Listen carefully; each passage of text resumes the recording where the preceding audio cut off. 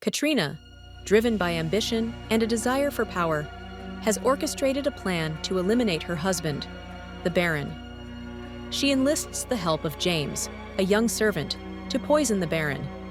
While James initially hesitates, Katrina manipulates him with threats and promises of wealth and power.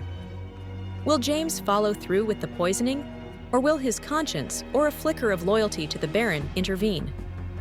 What is the shameful thing James tried to do to Katrina that she plans to use against Crystal? How will Katrina react if her plan is discovered? Will she be able to maintain control, or will her ambition crumble? I am too old to be dealing with all of this, Desmond muttered as he waltzed into his bedroom the next day. William made him stay the night to have drinks and brought a few women from the red light district to entertain them. No matter how many times he mentioned going home, William ignored him, and eventually, morning was upon them. This is the shock of the century. 2 powerful men are fighting over Alessandra. What is there not to like about Kate? Where on earth is this woman? He looked around the empty bedroom for his wife. At this time, Katrina would now be waking up. Desmond took a seat on the edge of the bed to take off his boots. He had no time to rest as there was work to do.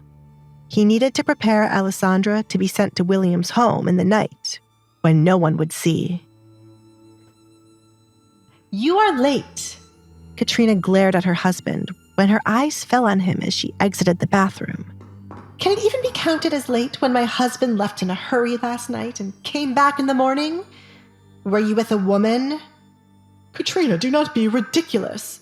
Why would I entertain a woman? Katrina covered her nose as the stench of wine filled the room. The more Desmond spoke. You were drinking. Desmond placed his boots on the side of the bed for a maid to move later. I am allowed to have a drink here and there. Not even my mother would be able to scold me for it if she were alive. Do not think being my wife grants you that privilege. Believe me, Desmond, I do not think it does. You could at least tell me where the hell you were running off to so late in the night so I wouldn't be concerned. You would wish to know where I was going if I were the one to rush out, said Katrina. Well, obviously, it is different for a woman. You cannot just leave home at night when so many women are disappearing and the culprit has not been caught. And as a wife, where would you be going when your husband is right here? I don't have the tolerance to deal with you this morning, woman. Desmond abruptly stood up, taking off his shirt to prepare for a bath. You insufferable man. I am disgusted by the sight of you. Do you think the other husbands treat their wives this way? Katrina exclaimed, annoyed with the constant secrecy on Desmond's end. I would not know since I do not think about them. I have a lot on my mind, and the last thing I need is you yelling at me as soon as I arrive home. Give me a break. Desmond sighed, sitting back down on the bed to rest his head in the palm of his hands. I have found myself in trouble. Then tell me what is happening so I can share your burden. That is why I am upset with you. Katrina walked to the bed and sat down next to him. She was curious to know what had happened between him and William. She ran her hand up and down his back to calm his nerves. Talk to me, my sweet husband. We have to send her away tonight.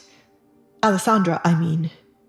William wishes to take her, and then he would give us more money for this exchange, or have my neck if she does not go with him. Do you see why I have no time to argue with you?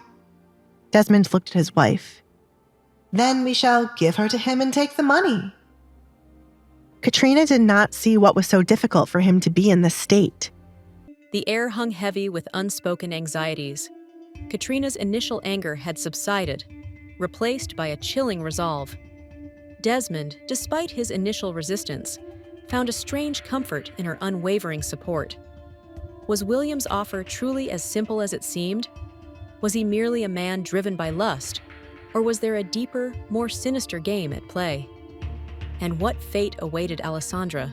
a pawn in this dangerous game of power and greed.